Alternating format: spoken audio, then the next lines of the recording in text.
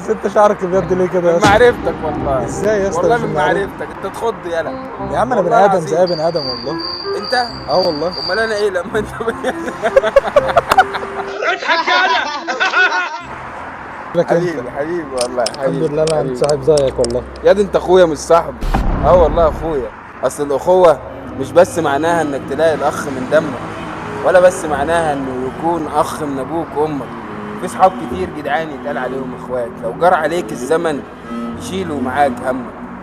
وهتفوت سنينك بيك وتمر بالازمات، هتلاقي ناس يسيبوك وتلاقي ناس وياك. امسك في صحبه اشترت ما تبيعش صحبتهم، مش كل يوم والله هتلاقي ناس شرياك.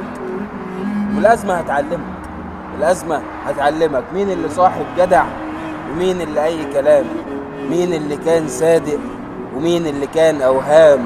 علم على اصحابك وياك تعاتب ندم، خد منه جنب وعيش وسيبه للايام.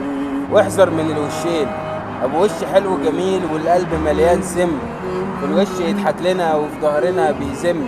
عيش الحياه لوحدك من غير صديق وحبيب، احسن ما تبقى جريح والجرح مش بيلم. ونصيحة مننا ليك، في الحزن كون وحدك، كل اللي قال وياك ما كانوش في يوم جنبك. كتم على الأحزان، الحزن ده عورة، لو قلت مرة حزين الخلق هتعايرك. واحذر من الوشين، احذر من الوشين، ابو وش حلو جميل والقلب مليان سم. وكمان انت اخويا. اخويا الله يرحمه. بس برضه شعرك ابيض. وانت من معرفتك يا